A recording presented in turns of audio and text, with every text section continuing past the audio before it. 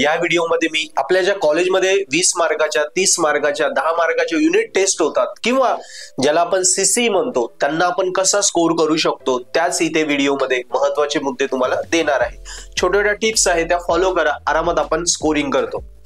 मित्रांनो, पहिल्यात आपल्याला अभ्यास कसा करायचा सिलेबस वाईज, म्हणजे काय होतं पुस्तक एवढं मोठं असतं आपण सगळं करायला जातो, 50 पानांचं युनिट असेल ते मॉड्यूल कंप्लीट व्हायला खूप वेळ जातो। पण आपण सिलेबस वाईज आणि पेपर पॅटर्न वाईज जर अभ्यास केला तर आपल्याला कळतं अरे 50 पैकी हार्डली 30च पानं ज्याच्यावर प्रश्न येतात, 20 पानं कोणी विचारतच नाही, म्हणजे आपला तो टॉपिक कट झाला ना, टॉपिक कट झाला म्हणजे टाइम सेव्ह झाला।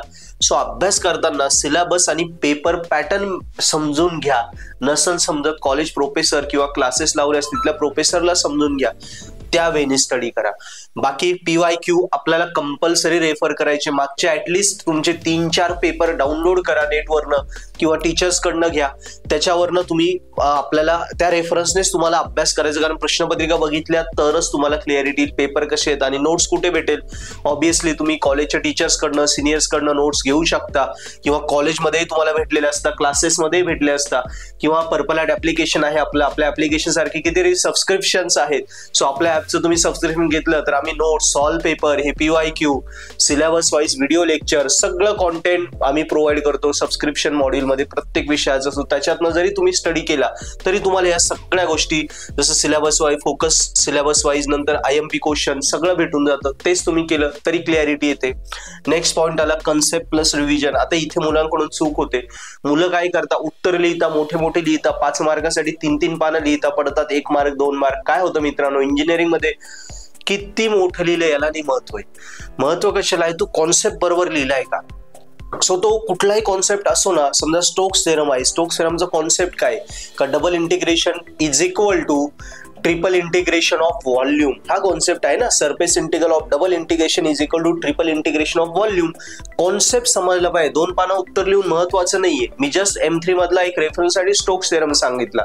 सो अशा प्रकारे कॉन्सेप्ट प्रॉपर लिहा मग, आणि त्याच्यानंतर त्याला आलं खाली मग जोडून येतं ते प्रेझेंटेशन, म्हणजे मग छोट्या छोट्या गोष्टी जसं अक्षर कसं काढलंय, खाडाखोड नाहीये, डायग्राम वगैरे नीट लेबलिंग केलंय का, आन्सरला बॉक्स केलंय का, या बारीक बारीक गोष्टी आपल्याला फॉलो करायच्या आहे। आणि दररोज 1 तास रिव्हिजन ही आपल्याला करायची। जो अभ्यास तुम्ही करताय रोज 2-3 तास अभ्यास करताय ना, याची रिव्हिजन करायची। रिव्हिजन मध्ये 2 पार्ट ठेवा, एक जनरल रिव्हिजन आणि अर्धा तास फक्त PYQचं रिव्हिजन। PYQ आपण जे सोडवतोय त्याची रिव्हिजन आपल्याला करायची आहे।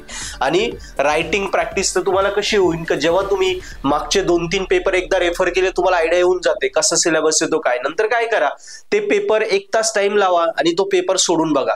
2.5 तासाचा पेपर असेल 2.5 तास टाइम लावा, तो पेपर स्वतः सोडून बघा, म्हणजे पूर्ण रूम मध्ये तुम्ही एकटे असाल आणि तुम्ही पेपर सोडवता, नंतर सरांकडून चेक करून घ्या।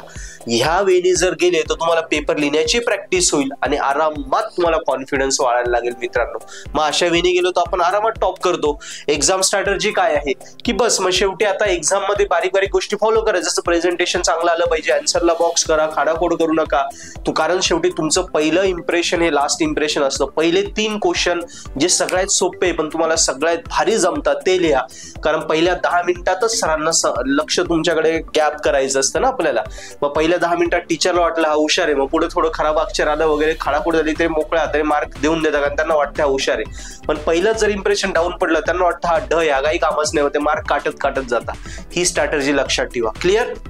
सो छोट्या छोट्या टिप्स सांगितल्या, रिवाइज करून देतो। सिलेबस आणि पेपर पॅटर्न वाईज अभ्यास करा, नोट्स आणि PYQ तुम्हाला ऑब्विसली त्या सिनियर्स किंवा टीचर्स कडनं किंवा पर्पल ॲट ॲपवरने भेटून जातील।